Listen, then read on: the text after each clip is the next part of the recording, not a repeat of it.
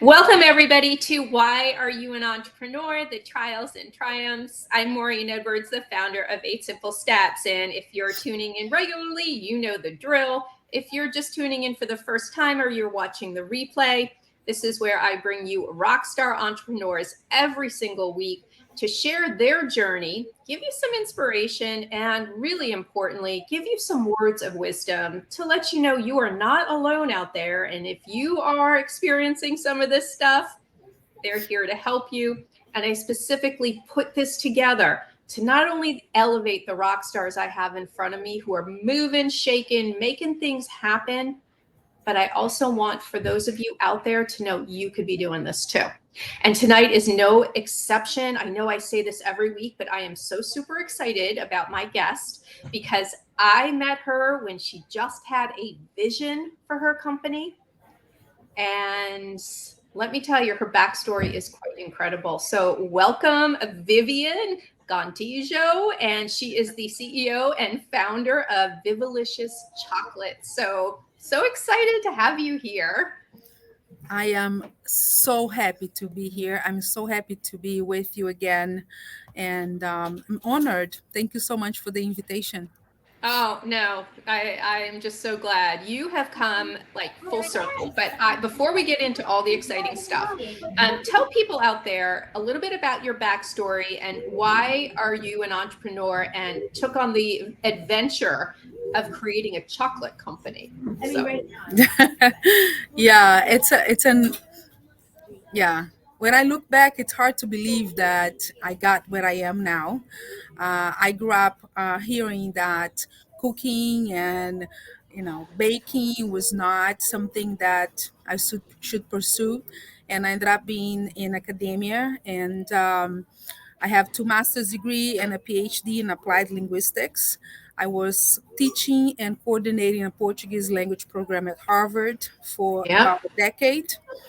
So being in at public universities and then at private university, you get in that bubble and you think that that's what it is. But I managed to always have some of my treats in my classroom for my students, and they would fight for it all the time. They would be like, "That's mine," and that is when I actually wrote down Vivilicious in the back of my recipe book, and I said, "I'm gonna be doing this. I have a business right here. I think that people will buy this." And yeah, so that's when I, during the pandemic, like just for many people, I was working from home and I start seriously testing the recipes, and start a little research, sending out some samples, and that's when I met you. I had just sent out samples, right? And I had an idea. I had like an amazing menu of like 25, 21, 25 flavors. I And you know. said, listen, and it's interesting because I had also an idea for another business. I don't know if you remember, and I still have the website. I had this idea for this business on language acquisition, which was like related to my PhD research, and you said no, one at a time. Right, you wanted to do both, and I'm like, no, Two you have to go. businesses. Yes, Yeah, get to it. so to And me, I mean, yeah, and then I had this amazing menu, but then you're like, how can you think you're going to manage all this? So that was the first thing, and you helped me a lot with kind of changing the vision but making it like doable and possible to start doing it by myself. And yeah, and I took your course and it changed the whole perspective, it changed the whole plan for better, and it's working. I'm so thrilled. So, Yeah. tell me what has been the hardest part, though, of being an entrepreneur? Because, I mean, you went from academia, which from a very prestigious university, you're living the big job and a lot of, you know, respect, and Mhm. now you've jumped out on your own. So, what was the hardest transition with that? It's interesting because I think there are a lot, the learning curve is very steep. And I, when I was like publishing textbooks, publishing books, and peer reviewed articles, I never thought there was something more difficult than that. And Oh, actually make, because I have a very simplistic view. I was like, okay, making and selling my delicious chocolates. That's it. But there's a whole world behind it. There's just so much more than putting them in the little boxes, you know. yeah. It's just like so much more work. So I think the most difficult part is kind of wearing all the hats, Yeah. being organized, and being good at writing goals. I think one of the biggest challenges to me is to write goals that I can actually achieve Yes. and not get Yes. frustrated. So I think that's a big one. And something else that it seems like simple, but for instance, you mentioned something about the university. When I was at the other universities also, as soon as I sent an email and I tried to reach out to collaborate with some researcher or this and that, they would get back to me like in 24 hours. The business world is so different. So it's like finding the balance between reaching out back, trying to establish that contact, and actually not be chasing people. So that Right. balance is really hard. And I think that's something that you helped me somehow because of the language of the newsletters and how you edit and how you work, communicating with people. So I think Yeah. those are the two big challenges. I think, like, not get frustrated, not take it personal when people don't respond to you, because they won't. Right. You need to keep trying, right?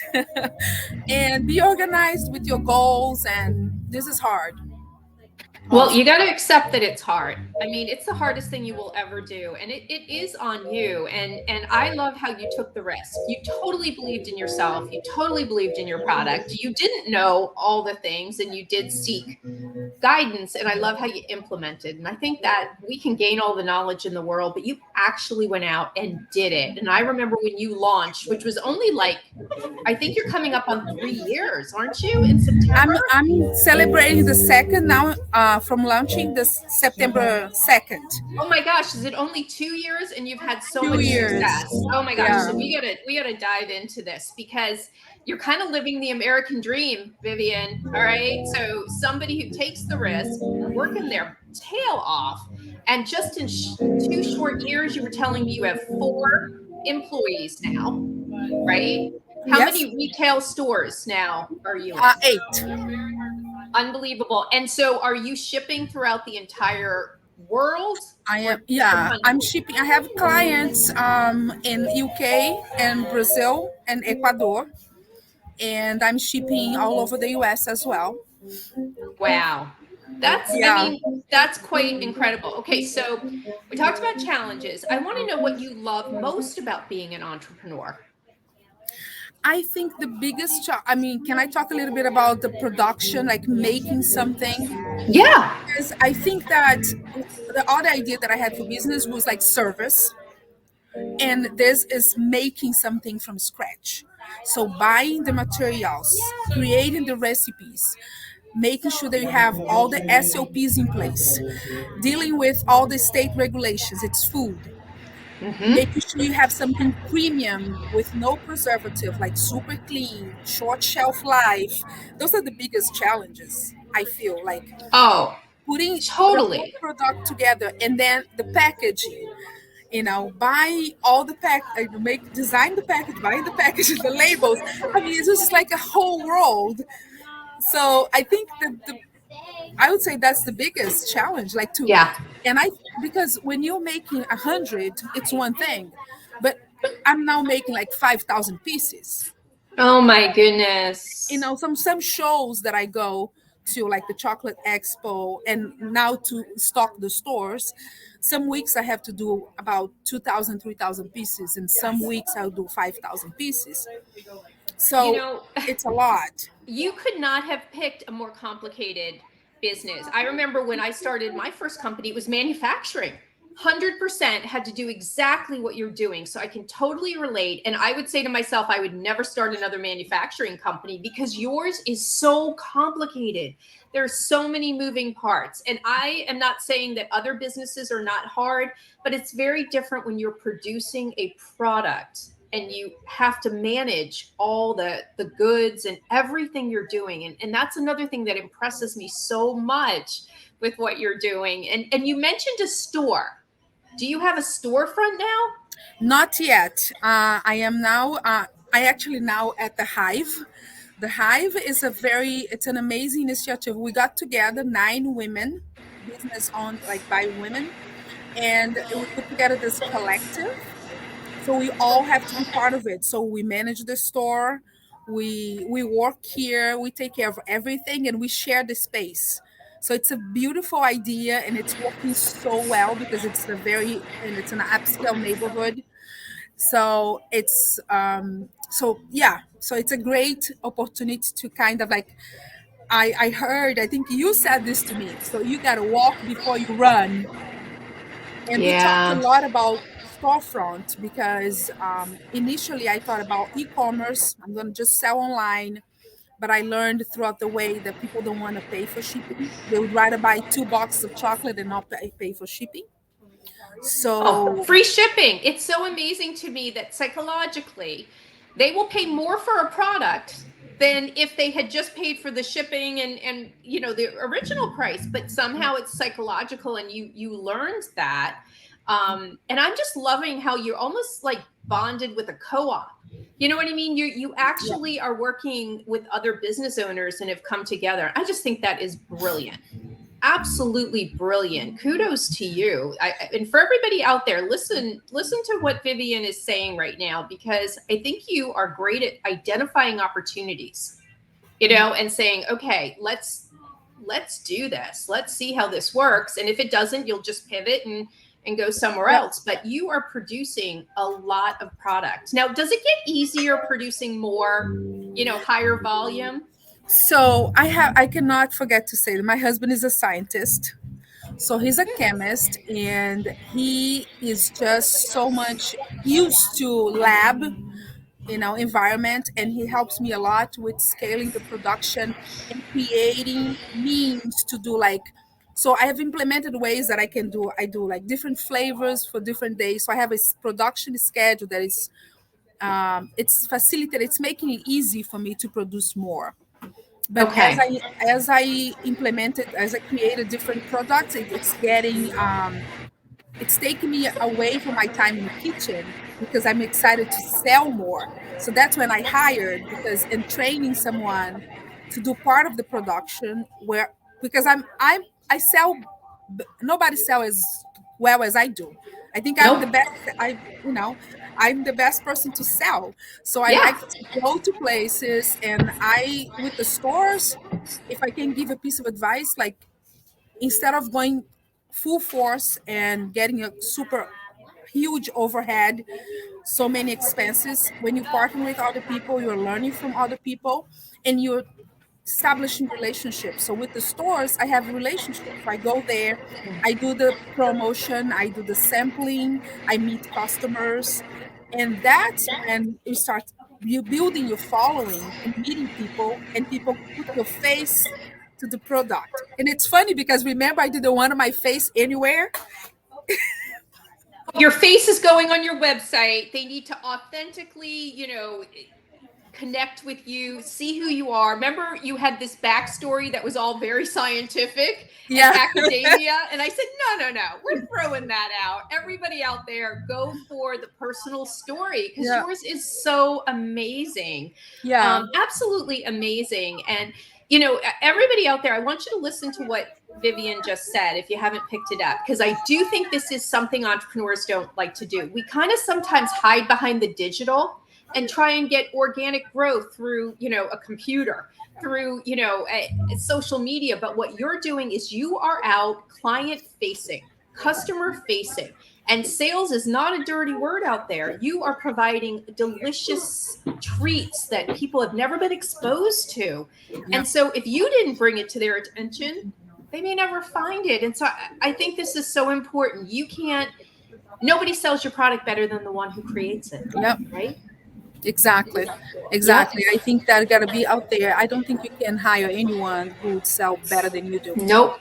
Like my No. husband sells well, but I've hired people to work at shows for me, And if you look at the report, it's unreal. And Yeah. not that they're not trying, they're trying hard, and they're people that I trust. It's just that you, the love comes across when you're talking about what you do and how you do and why you do it, right? Right, it's the passion that comes out of you, Yep, and so people need to exactly. get out in front of their customers, Yep, whether they're doing a product and need to have a sample. But even if you're a coach, or you're doing courses, or you need to be out there networking and being part yep. of a community. And so I just love this. So if somebody is deciding that they want to be an entrepreneur and take on this this incredible journey, how would you suggest they start this process? I think that, well, that's a difficult question, Maury. I was not expecting that hard one. Um, I think that you should ask yourself if it's a hobby or if it's a real, there is a real potential for that to be a business. I think that's the biggest thing. Because in my case, like enjoying baking for my family and baking for my students, I mean, there was a conflict of interest there. They love me, they like me. They many times they will really tell me the truth, right? So when I decided to put myself out there and send out samples to people that I didn't know, that's huge. So I think it's like do a reality check, like write a list and make sure that you are being honest with yourself. Is this really something that I would buy and why I would buy this? Oh my And gosh, don't make that it like it's not a, if it's a hobby, leave it as a hobby, because if you try to transform a hobby into a business without realistic expectations, it's not going to work. That's what I think. I don't know. Oh You no, it's some of the best advice. Absolutely. And I say it's okay to have a hobby, but a lot of people go in this because they want to make an impact and be able to make an income doing it, right? Nobody wants to work this hard and not be able to live a lifestyle that allows you to have your passion. So you're talking about due diligence. You're saying to people out there, do the homework ahead of time to see if there is a need for this. If your pricing is set up that you can actually make money on this, and if not, keep your day job, yep. right? I mean, but you're right, a lot of people are not realistic. A lot of people are dreamers and they don't realize that a dream is good, but it's not a strategy, it's not a Yeah. business. So that is fabulous advice out there, and I think if more people listen to it, we would probably not have the rate of businesses that go out of business. I mean, 2,739 businesses went out yesterday, today, and will tomorrow. The numbers, and those are brand new companies, the numbers are staggering. And I think what you just said is really decide if this is something that can really make it or not. Yeah. Great Yeah. advice. And I think if I can add something, don't be afraid that to look at the numbers, because I suffer so much. Like I didn't want to look at the numbers. I I was avoiding the math, the statistics, all the analysis of it, and I was like, no, no, you have to be realistic here. You got to look at the numbers, break this down, make sure you are making money. It doesn't make sense if you're not making money, Right. because when you love something so much, like I enjoy so much making the chocolates, sometimes like, okay, I can just make, no, you got to make money, otherwise it's not a business. So that's Well, a you big want to thing. make an impact. You do want to make an impact. You have an incredible product that people need to have, right? Like this, Yeah, they need this. And so if you don't have income coming in, you're not going to be able to give them this amazing product. You're not going to be exactly. able to make the impact or make the difference out there. So I always say to people, make the impact, but make sure you can make an income to continue serving, the people who are out there. Um, Yeah, I think, I don't know if I don't know if I've made myself understood, but it's like it's not all about the money. But the thing is, like with people with my personality, because being in education, you are a giver. You want to please people. You want to help people. We want to educate. And it's already something that it's more like, oh, I'm doing it for the beauty of educating. So I come from this background. And if you come from a background like this into business, you cannot just like, sometimes I have to stop myself. Like, why are you giving out so many samples? So like, I think it's more like about watching where you putting your money, how analyze it, not neglect the financial portion of the business. Yeah. It can be a hobby that you love and you're also making money, but you need to be watching the finances, if that makes sense.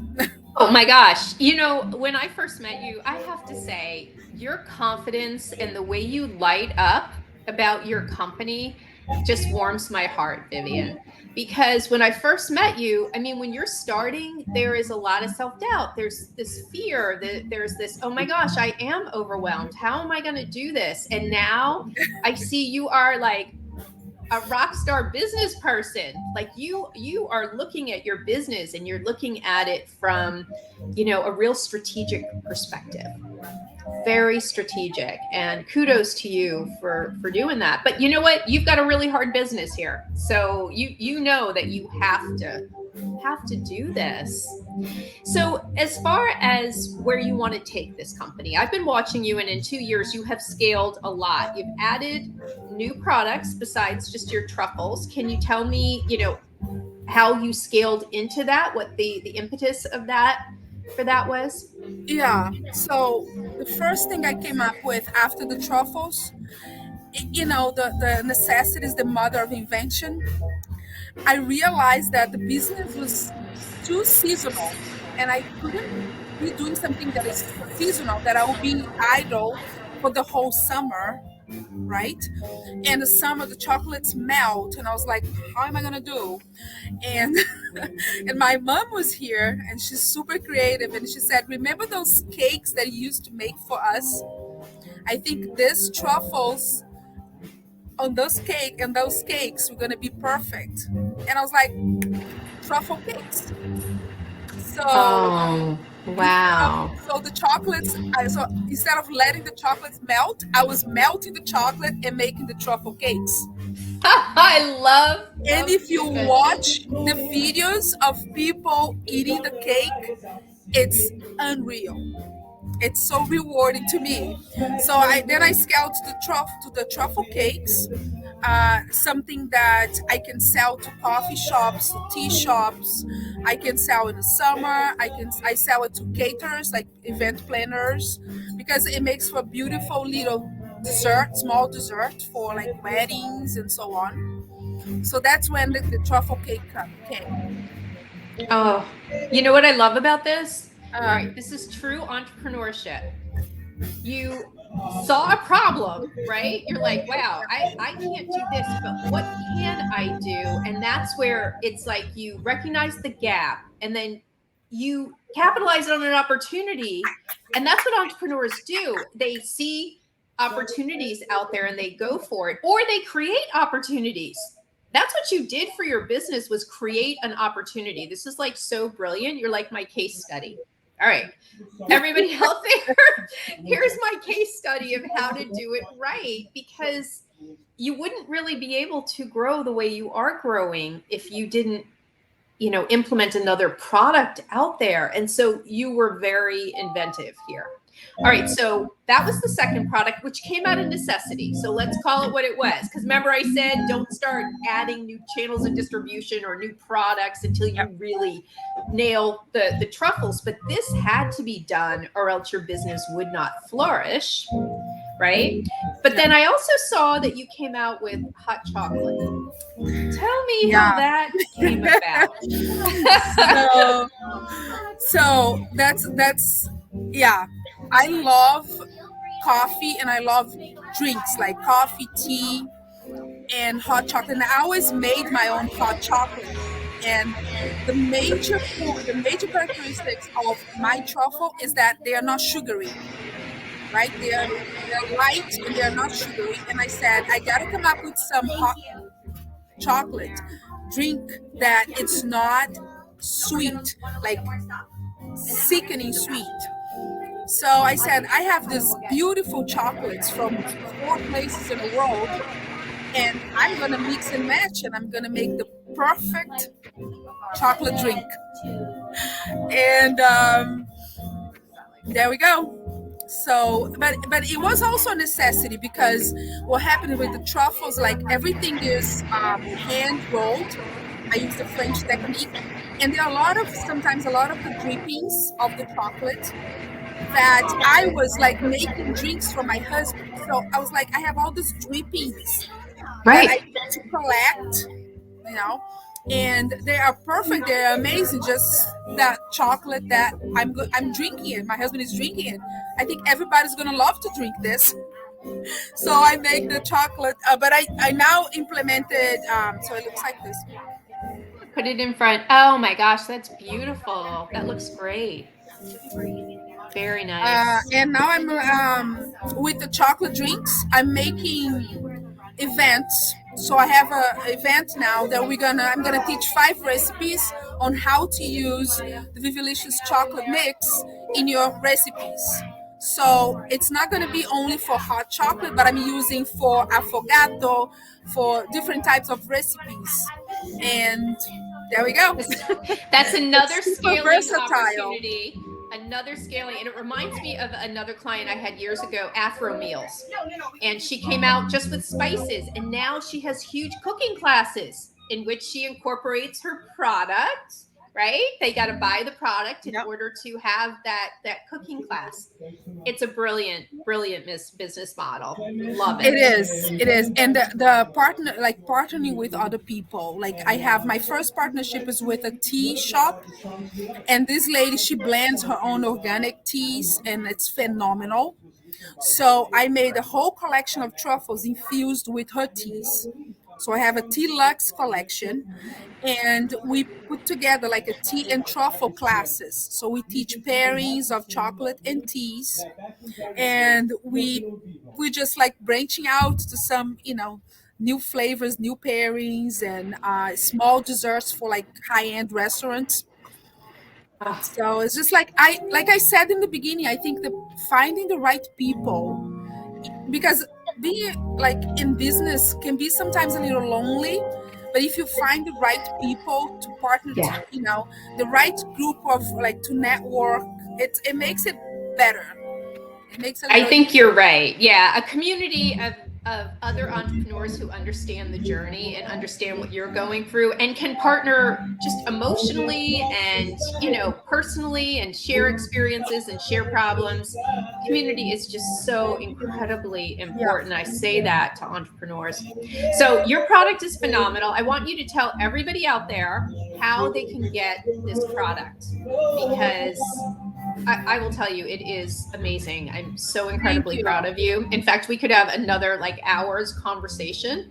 And so, but I Thank want you. people to know how, with all the, oh my gosh, with what you have done with this, tell people how they can get your product. So they can get online at viviliciouschocolates.com. So we Is ship that all over the country. okay? So you want them directly to go to your Go website, to look at all the different flavors. uh-huh. Okay. And so they can get the cakes, they can get the hot chocolate, they can get all of it. They can have yeah, and the turtles. I know, I saw those. And turtles are like my favorite And the thing in the turtles, world. the turtles are also solving another problem. But anyway, the turtles are huge. It's probably now after the truffles, for people who love nuts. It's That's it. People love it. Yep, that's my thing right there. I'm an Yeah, they addict can for get the those. turtles too. And Yeah. so viviliciouschocolates.com, and we ship all over. It's not pre-made, so we'll make when you order. And you can actually schedule a shipping. So if you have a birthday in September, you want to buy now, you can schedule when you want to receive it. And there's an option to build your collection. So you can also pick your flavors and build your own collection. Love it. Love it. All right. So I know that you'll be coming back because I'm sure when you I do, will. you'll be letting us know another thing that is adding to this company and scaling and growing. And like I said, in just 2 years to have this type of success And for those of you out there, if you're just tuning in, or you're the amount of information that has been shared tonight, you've got to watch the replay. For those of you just coming in, my goodness, I hope that you have enjoyed this conversation because it's been incredible. All I right, hope everybody. So you will be coming back, Vivian, right? I will. And can I say one last thing? Yeah. I heard from you. It's 95% your mindset and 5% is strategy. So you can change. There are many things you cannot change, but you can change your attitude, the way you perceive things, and keep faith. It's working. That's the last word, everybody. And that's probably the best inspiration out there. So, mindset is everything. Thank you so much, everybody, for tuning in. Like I said, this was a rock star coming to you tonight with a rock star conversation. This is the American dream, and this is what entrepreneurship is all about. So, walk the journey, stay focused. If you need help right now, it's not going well. Converting customers is just not happening, and you keep spinning your wheels. You got to give me a call. Let's get you back on track. Or if you just are starting the way Vivian did, she did everything right. She checked off the boxes, and you can see how things have turned out. So for everybody who's tuned in, thank you so much. And we will be back next week. Have a wonderful 4th of July, and we will see you then. Good night, everybody. And thanks again, Vivian. Thank you so much. Good night.